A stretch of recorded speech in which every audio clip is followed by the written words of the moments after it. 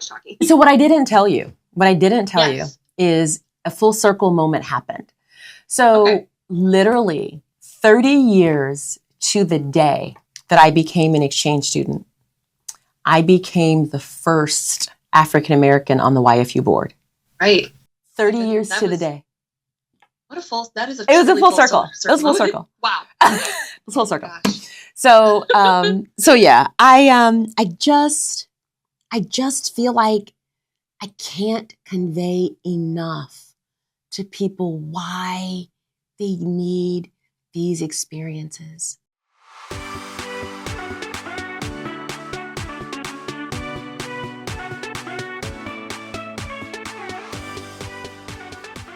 Hello and welcome to this episode of Life Exchange Stories of Understanding. I am your host, Kelsey Ross, and today we have a very special guest. Would you like to introduce yourself and tell us about yourself?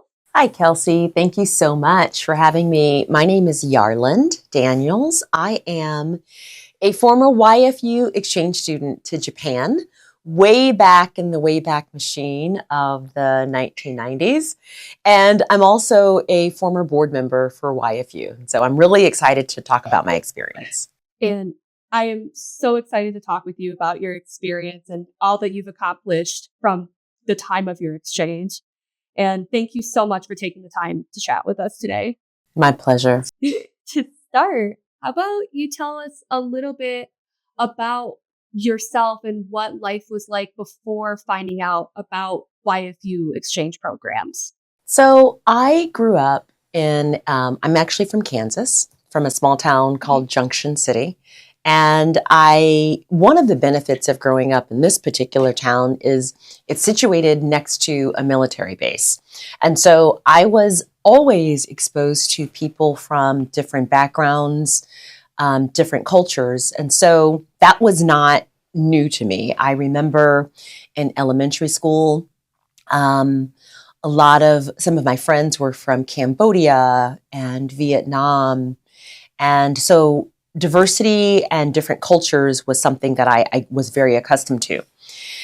But my life story was a little bit different. I did not grow up with my biological parents. I actually, from the age of 1 to 18, I was in the foster care system in Kansas. And so I did not grow up with the idea that exchange was something that I could do or was open to me. I didn't even know what it was. But there was a young lady in the town I lived in who was an exchange student. And she went to Germany. And I thought that was really interesting. And so that's really where the seed was planted. Very interesting. All right. And so you didn't end up choosing Germany. You ended up choosing Japan. Why did you choose Japan to study abroad? So you have to really, this is also like a history lesson too. In the 1990s, and I know that just saying that, it sounds so ancient and so long ago. But in the 1990s, Japan Inc. was a thing. Everything was related to Japan and Russia and so one of the things about growing up in foster care for me, I grew up with knowing that I had to really think about what my life was going to look like. I didn't have family that I could rely on. And so that probably made me hyper attentive to planning my future. And there were some not so good parts as well.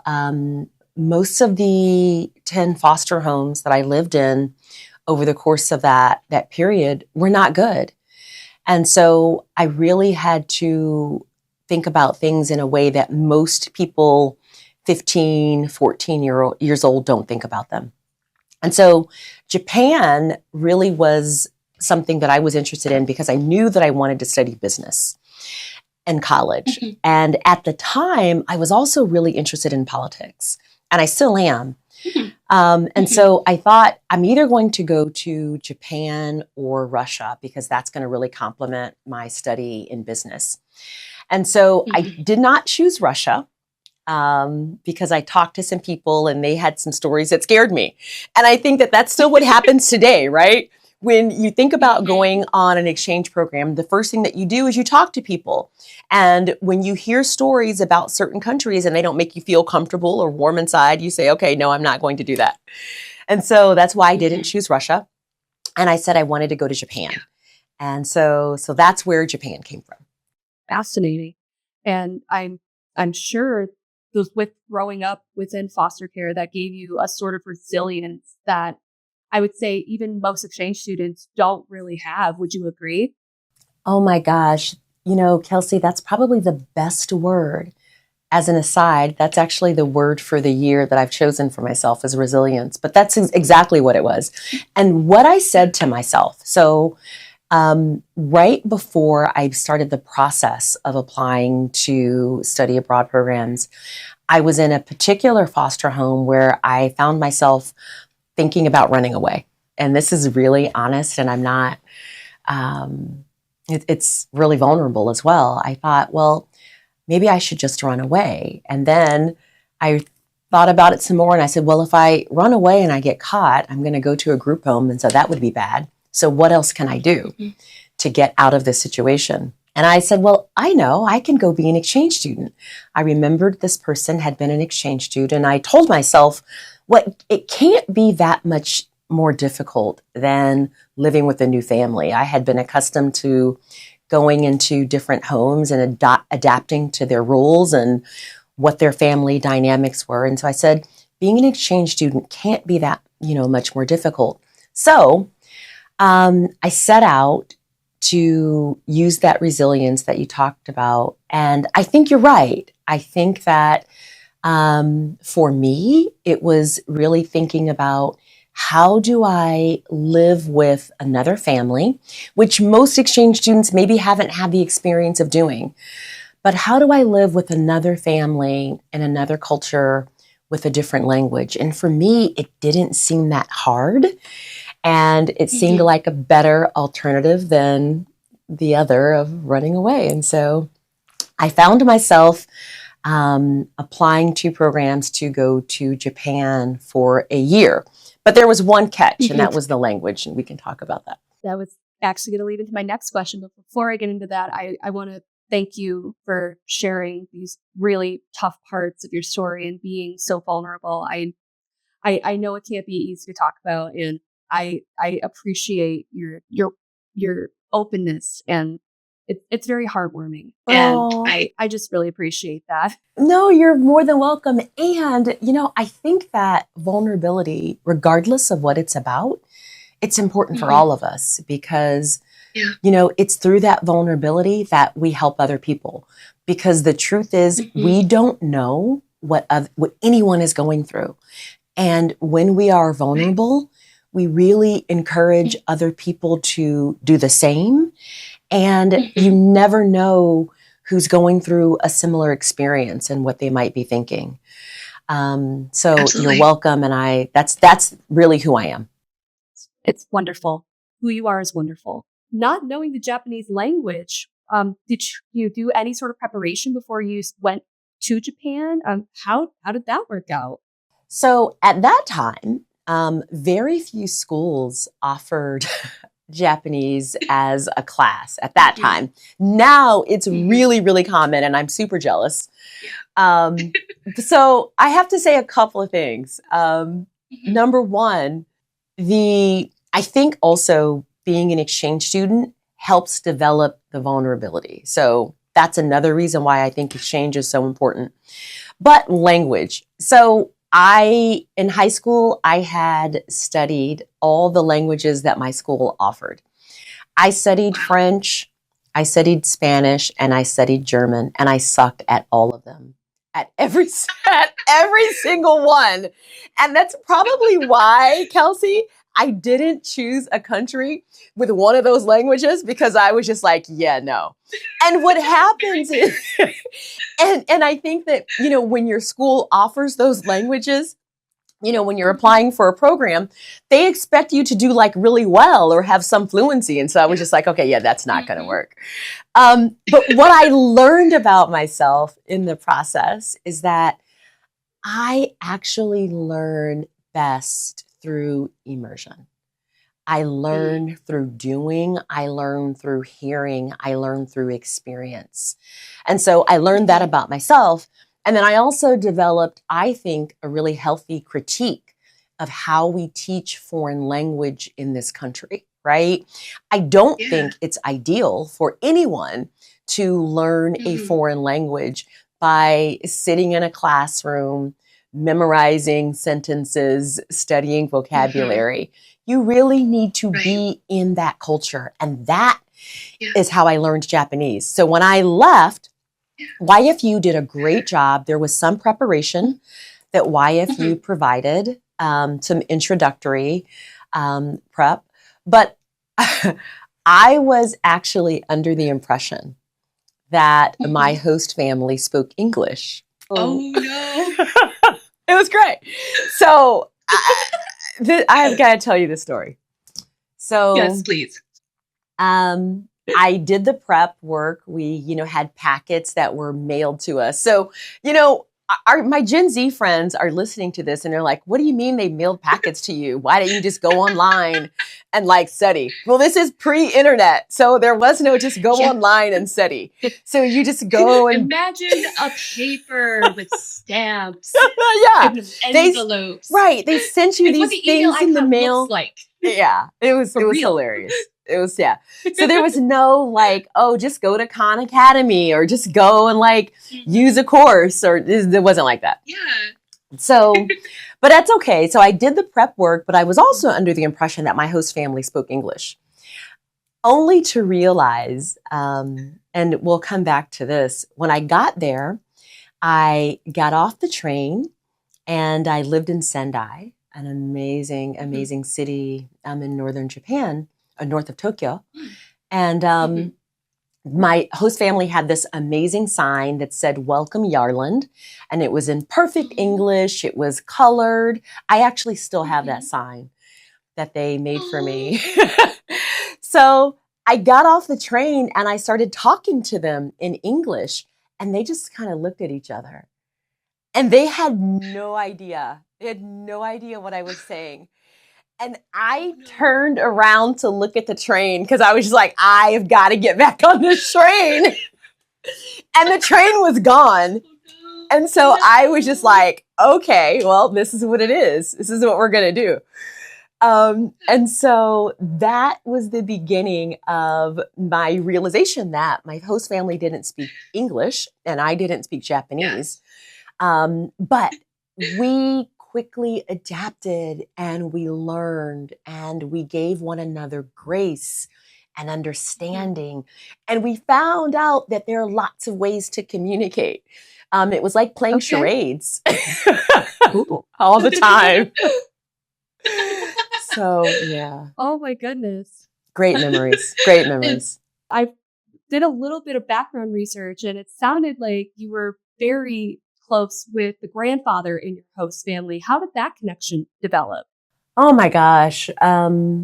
So in Japan, typically multiple generations live in the same home. And so it's very common and expected for grandparents to live in the house with the parents and the children. So you have 3 generations in one house. I have a special love and appreciation for that system, by the way. But Oji-san, oh my gosh, I am going to get through this podcast without crying. I promise. You and me both. Oji-san was in World War II. And he had a lot of pain and a lot of memories associated with that. And so, again, while we didn't speak the same language, we used pictures, we made an effort to try to communicate with one another. I had dinner with them every night, and that is how that relationship developed. I'm going to spend probably the rest of my life, Kelsey, trying to articulate how you become close to someone when there's not a shared language. The only way that I can express it now is that our hearts understand one another. And that was my experience. He was a very jovial man. He loved to laugh. And what I learned as a part of that experience was laughter and joy and smiles are universal. And so even if you can't say something to someone, you can communicate joy. And that's what we did. And that's how we became so close. Love is universal. It's a universal language. It really is. Oh, that's touching. Do you still communicate with your host family to this day? You know, I have not in a lot of years. So after I had my year in high school, I actually then went to college and studied East Asian languages and cultures at the University of Kansas. I must say that. And I minored in Japanese. And I then went back to Japan for an exchange in college.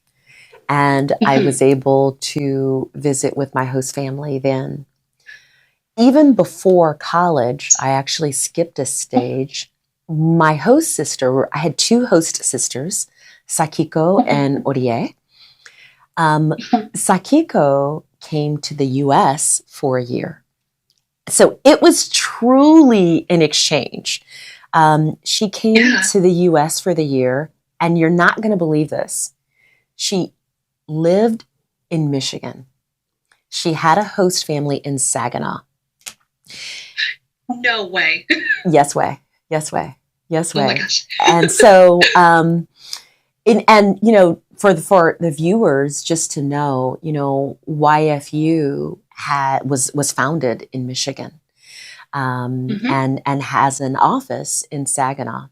So I went to Japan, lived with this family for a year. Sakiko, who was my oldest sister, ended up coming to Michigan and living in Saginaw for a year. While she was in Michigan, she came to visit me in Kansas. And so she visited my high school for a week.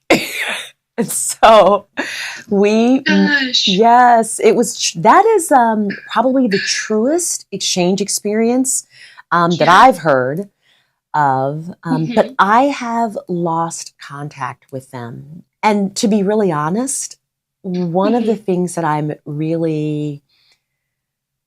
reluctant to try to reestablish contact. There was a devastating tsunami that impacted Sendai several years ago. And the pictures showed such complete devastation, and that I have always been afraid of what I might learn.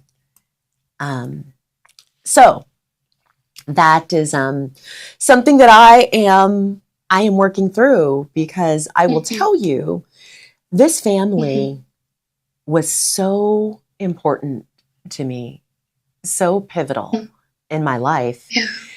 If anything, they were probably if not the first true family that I experienced. I turned 16 with them in Japan. And they gave me this amazing necklace that I still have today.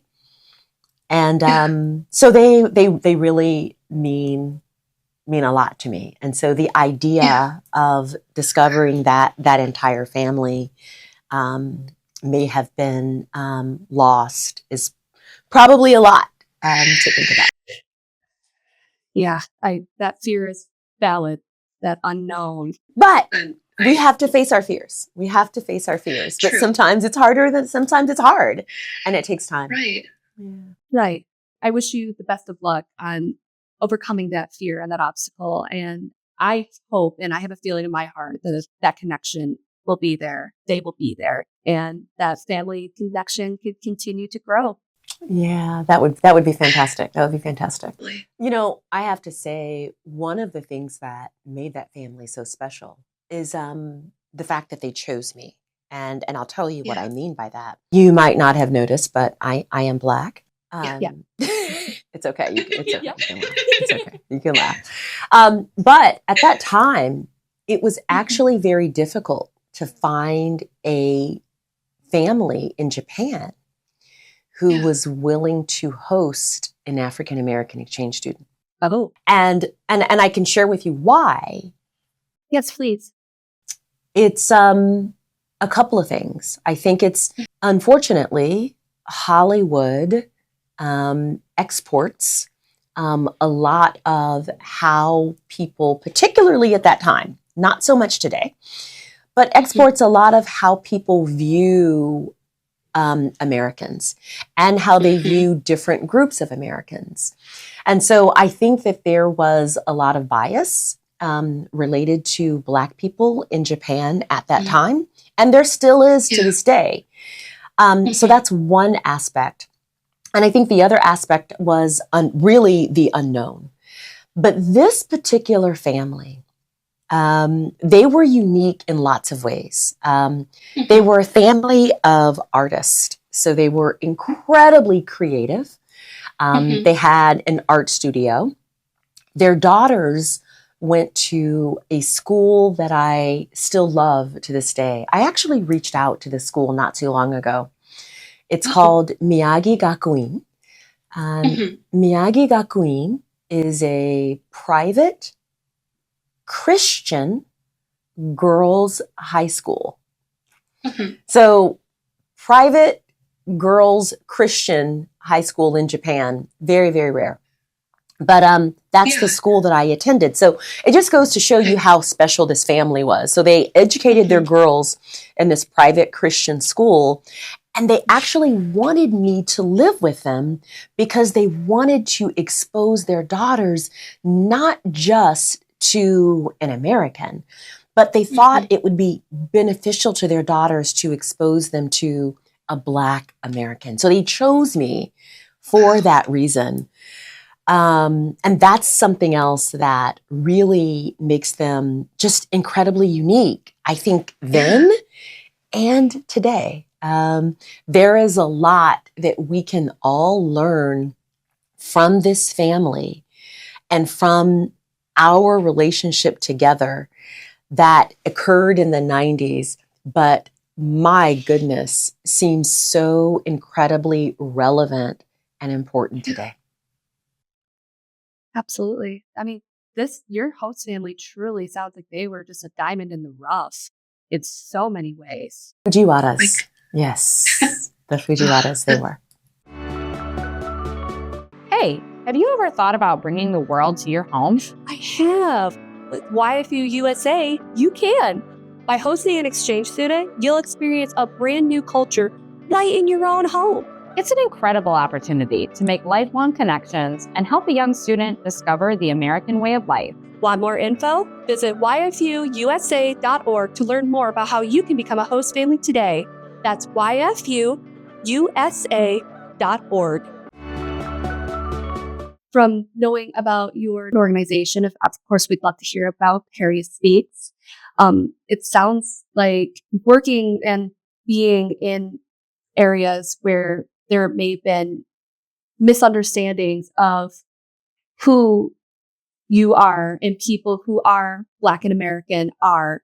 It sounds like that really kind of shaped in a lot of ways your future and what you're currently up to. That's really interesting. I think it's true. Like I said earlier, Kelsey, I grew up in Kansas, and I had an incredibly diverse experience in rural Kansas.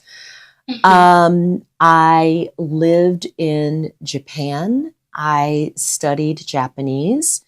In graduate school, I did an exchange program in Germany. And so other cultures and diversity has always been just really important to me. And it was important to me before we called it that, right? It was important to me as a way of being and doing and living. And so for me, Harriet Speaks, a consultancy that focuses on belonging, bridging, and inclusion, related to race, related to global cultures, is really an extension of who I am, part of who I am. I'm also a criminal defense attorney as well, but it's an extension of who I am.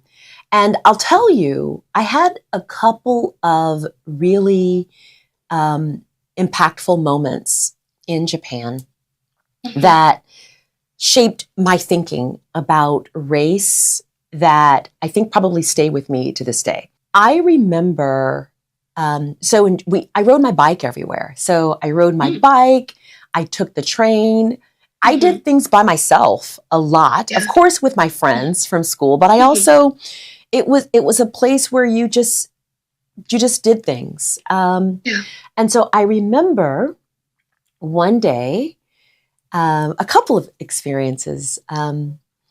In my town of Sendai, I was invited to be it's called Ichinichi Yubenkyoku.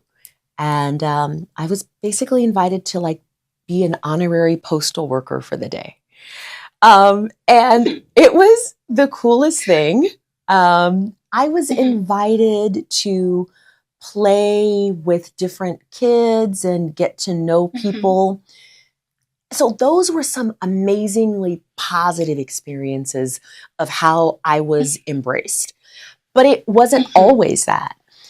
I remember riding my bike one day and being pointed at, and some words that were used to describe me were not only, foreigner in Japanese, but also, describing me as a Black person in a very derogatory way. And I think I could have saw that as these are horrible, evil, mean people, but I didn't. I saw that as they have never in their lives seen a person who looks like me. Never. So it was, and it was a reflection of what they had been exposed to. I think what that experience left me with was understanding that when we get to know one another, the biases that we have can be managed, can be overcome, can be addressed when we get to know one another. That's incredibly insightful, especially as a young person, to take all of that in and not immediately just close off and become angry, and to find a learning experience from all of that. I think that's something that not just exchange students, but everybody could really learn from. That's incredibly insightful. I give you a lot of credit for dealing with that incredibly challenging situation and turning something that was negative into a positive. Yes, and I guess I would say this too. Even then, I was able to see that, these particular people were not kind, but I'm living with this Japanese family who's extraordinarily kind. I go to a school every day with Japanese people and everyone's nice. I take the train or the bus every day and I don't have these encounters. How our brains work is we naturally, it is a part of the evolutionary process where the negative or scary things that happen to us can be magnified. Because that's part of our survival, right? Mechanism, right? If there is a bear that, tries to attack you, your brain says, I should remember this so that it doesn't happen again, right? So I know what to do. Right. So our brain does that. Yes. I think being able to tell our brains that that is one incident, you are safe. Let's look at all of these other things that are happening that do not, that are not consistent with that bad thing that you just experienced. That is the work for us as human beings. And that's what I really teach, preach, and help people practice and develop with Harriet Speaks. Yeah. And just from looking into Harriet Speaks, it seems like you've worked with a lot of very, very big organizations, Ford Motor Company, the Paris College of Arts that you worked with. It's really been quite impactful. And to think a lot of it has stemmed from this exchange experience. It's so cool. What would you say what is your proudest moment with working with Harriet Speaks? Oh my gosh. Every time, Kelsey, I think that I have a moment that I'm most proud of, something else happens. Yeah. The way that I think about my work with Harriet Speaks, and I think exchange is the same way. Yeah. When you are on an exchange program, what's happening is you are planting seeds for your future. All of those experiences are seeds that are going to grow, and you don't know how they are going to impact you. Well, Harriet Speaks is the same way. When I am on a client engagement, whether I'm working with some of the clients you mentioned, I currently am working with folks at Stanford, and even some organizations here in Michigan. Even then, you're planting seeds. But what has happened in the amount of time that I've been doing this work, invariably 2 years after an engagement ends, someone will email me, will call me, or even refer me to someone else. And they will say something like, you really changed my perspective. You really helped me to understand something that I had been struggling with. And so my approach to this work is it's really about planting seeds. And so it's hard for me to say my proudest moment because it's always when someone tells me how the work impacted them. And that's usually sometime after that engagement has ended. And so it happens on a regular basis. Would you say your exchange experience has also helped you in your career as a criminal defense attorney? Oh my gosh. I don't know as a criminal defense attorney other than to say that, I am very mindful of seeing people in their full humanity, humanity, right? We may not have the same experiences as someone, particularly when we think about interacting with people who have been a part of the criminal justice system. We may not have their same lived experiences, but that doesn't change our shared humanity, right? It doesn't make them less of a human. And so I think exchange is very much related to that in the sense that I didn't have the same lived experiences as my Oji-san or my Oba-san, grandmother, because she was amazing as well. I didn't have the same lived experiences as them. However, what connected us was our shared humanity. And that probably is how I would say that, that exchange experience helped me is a criminal defense attorney. I do think that you use the word resilience, and resilience is important in every single thing that we do.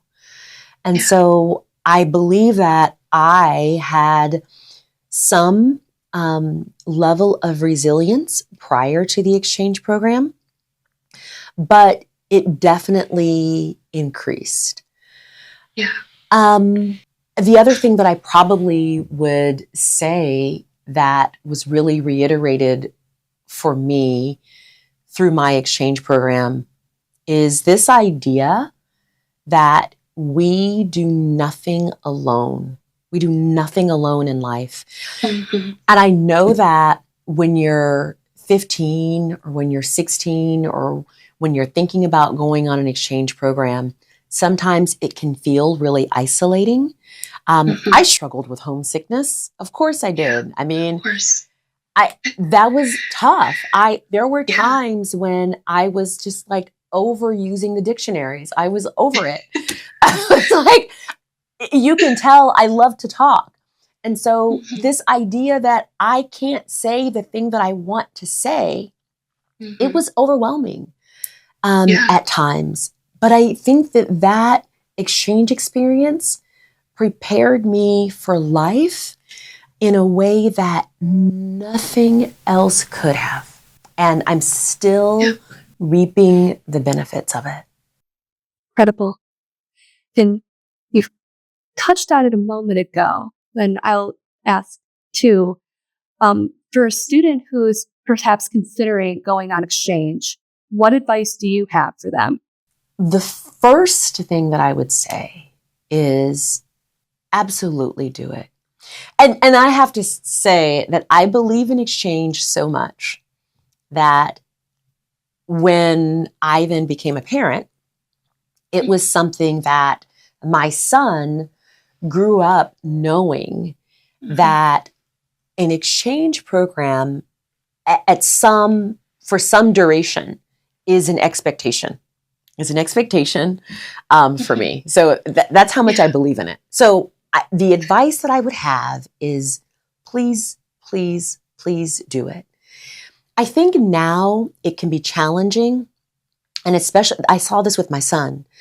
A lot of times, there are athletic events that, people have. There is sometimes it's really hard because you're trying to graduate at a certain point. But the benefits just outweigh all of the challenges in terms of having that exchange program. And the one thing that I would be remiss in saying, the only way, when we think about global conflict, I firmly believe the key to us minimizing global conflict is this type of exchange, right? This is why YFU was founded in the first place, and it's true. And so I look at news differently because of that exchange experience. But going back to your question, what advice would I have? Even if you don't know anyone who has ever gone on an exchange program, you can be the first. It can be you. I think every single person, particularly Americans, we need to go other places. We need to experience what it's like to, in many instances, be the minority, right? Many Americans have never been in a situation where they are the only person who looks like them, who speaks their language, who has their lived experiences. And that will make you so much more empathetic.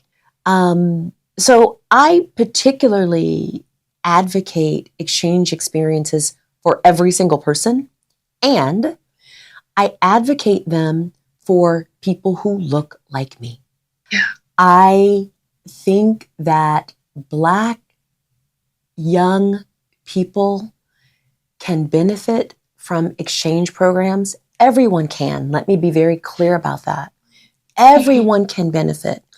But when we look at the statistics, we know that exchange programs are disproportionately, like 90% disproportionately, made up of white people.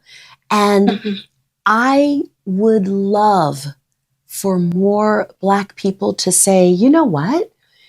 I can be an exchange student. I can go to a country and have a great experience and learn about myself in the process. Yeah, I can't agree more. And I know we're unfortunately coming to the end of our time together, and it's very unfortunate because I could talk to you forever, and I want to hear so much more of your story. Hope maybe we'll do a part 2 and hear even more. I would absolutely love that. Yay.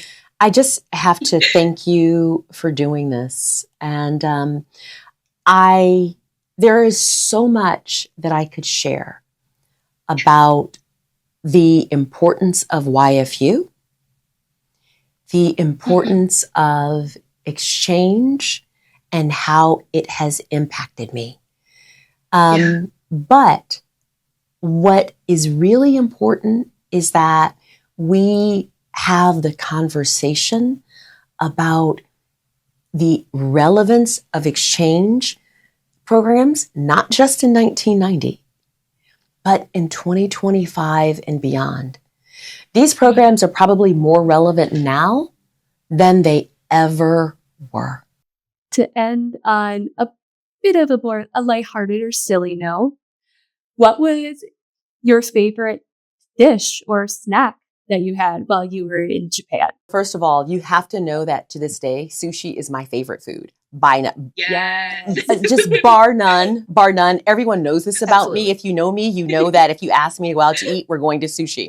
But it can't be bad sushi because I am now a sushi snob, right? So I know good sushi and what's bad sushi. But there is this, and my host family just loved that I loved all the food. I have to tell you 2 things. So one thing that a big mistake that I made, it was horrifying. So rice is served with every single meal in Japan. And so I remember at some point I was like tired of rice. I was just like, okay. So I decided that I was going to like doctor up this rice and like make it like taste a little more interesting or something. Kelsey, I put soy sauce on the rice. Horrible. Oh no. It was a horrible idea. That's not good. It wasn't about the taste. It was culturally offensive and inappropriate. Oh no. Because rice represents purity in Japanese culture. And you eat rice in its pure form when it's served in a bowl.